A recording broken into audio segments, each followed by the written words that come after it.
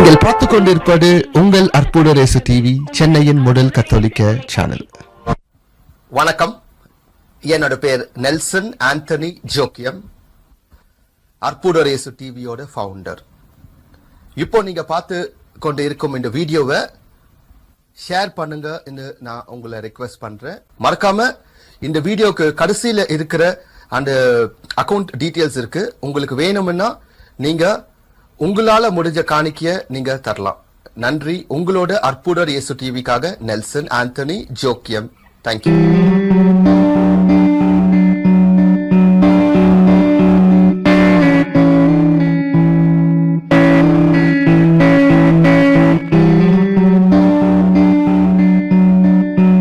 Your Grace, Archbishop of Chennai Mylapore, respected Vicar Generals, respected and Reverend Major Superiors, brothers, sisters, my fellow Jesuits, families and all present here. I am very happy to be here this afternoon to enjoy the peace and joy of Christmas. Christmas is an experience. Every Christmas is not a mere event, but a life-generating germination. Christmas is not a celebration, but is the continuation of Christ being born in others in and through our love and service for them. And Christmas is not just a message or a greetings card to send out, but it is receiving and living out the meaning for us to become men and women for others and with others. I remember a school skit. In a small town, the school children are enacting the Christmas event. Little Johnny is acting as the innkeeper. Joseph and Mary come and make the request to stay in the inn for the night. Little Johnny repeats his scripted words, "There is no place in the inn." Joseph points out the predicament of Mary and pleads for merciful consideration and accommodation for the night. Little Johnny is moved. He comes to Joseph and a soft voice tells him, "Joseph, இங்க இடம் இல்லைன்னு miss சொல்லிட்டாங்க.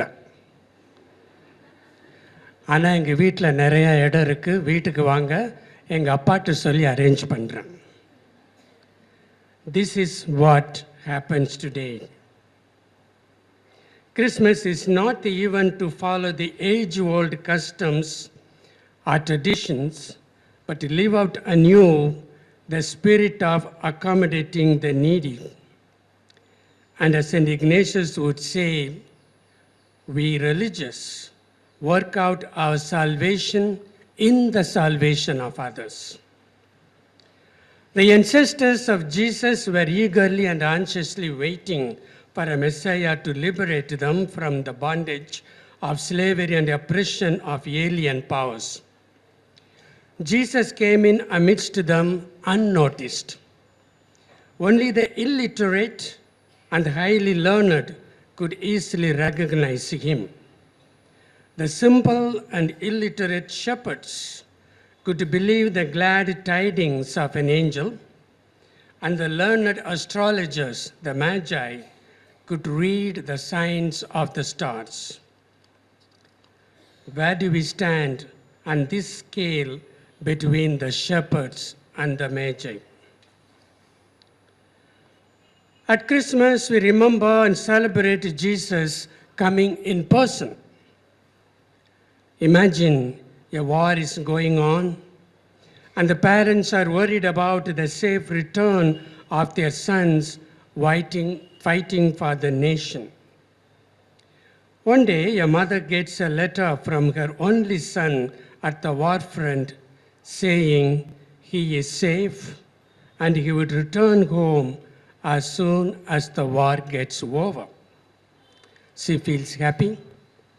After a few days, the newspaper reports indicate the end of the war. The mother feels relieved. After a couple of days, the son calls her over the phone and announces that he is on his way home. The joy of the mother gets doubled. And one fine morning, her son is standing at the doorstep. Seeing her son alive and well fills the mother with love and gratitude. As she hugs her son, both of them are transported to the heaven of joy and happiness. This is what Paul writes to the Hebrews.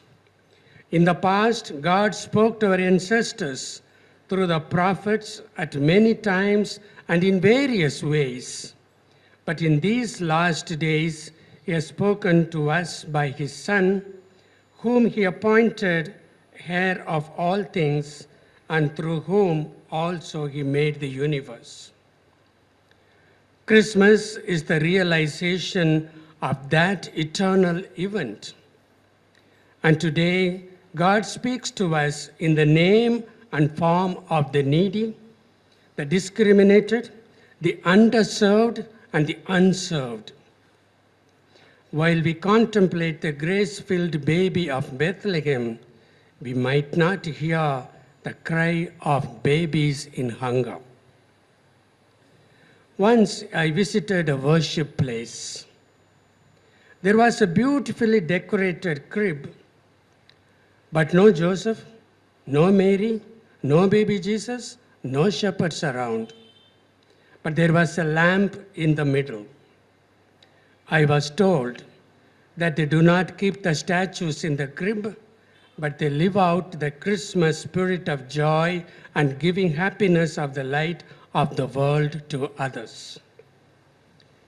In 1223, Francis of Assisi imagined and recreated the scene of Jesus born in a manger among the cattle. The Christians make the crib in their homes, institutions, and places of worship. In fact, our institutions are such cribs where we make the future of our humankind to be born in order to serve the needy and those who seek for peace and harmony. And our heart is the crib today, as mentioned in the couple of programs, where our target people whom we profess to serve should be born in order to be loved and cared by us. Christmas is a celebration of encounter and transformation. God coming to us so that, as Cardinal Fulton Sheen would say, we can become godlike. Teilhard de Chardin, the Jesuit paleoanthropologist, contemplated the entire universe converging on the omega point, namely Jesus Christ. And Christmas reminds us of that ongoing convergence in Jesus, not as individuals, but the humanity as a whole. To live out this solidarity, we celebrate Christmas as a time of giving. Mother Teresa would say, the good you do today will often be forgotten by tomorrow. Do good anyway. Give the world the best you have, and it may never be enough. Give your best anyway.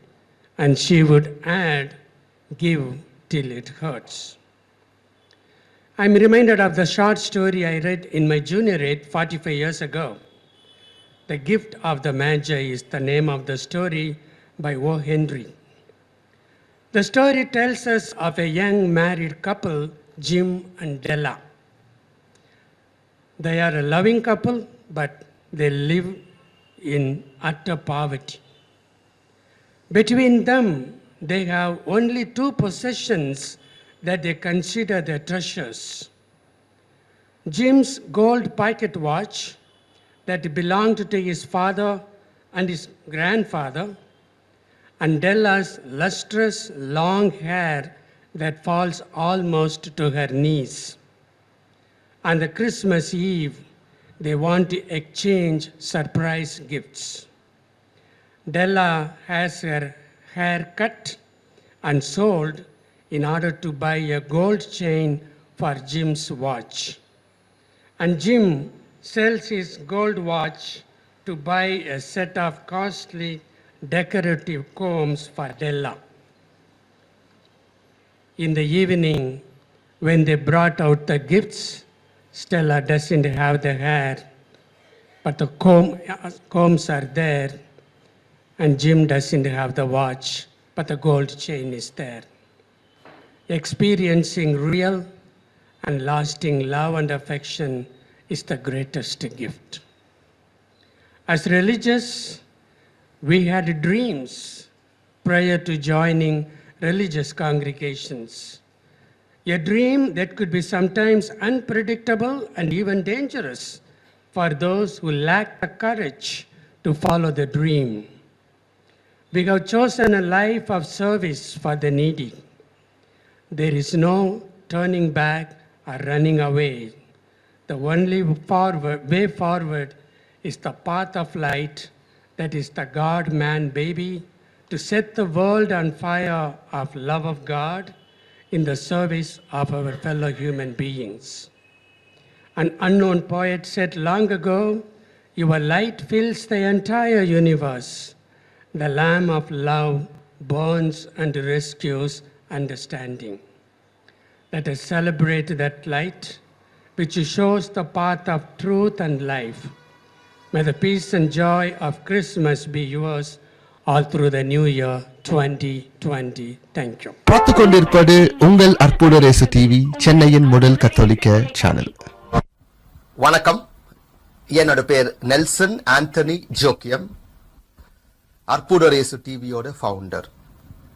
இப்போ நீங்க பார்த்து கொண்டு இருக்கும் இந்த வீடியோவை share பண்ணுங்க நான் உங்களை ரெக்வெஸ்ட் பண்றேன். மறக்காம இந்த வீடியோக்கு கடைசியில இருக்கிற அந்த அக்கவுண்ட் டீடைல்ஸ் இருக்கு. உங்களுக்கு வேணும்னா நீங்க உங்களால முடிஞ்ச காணிக்கைய நீங்க தரலாம்.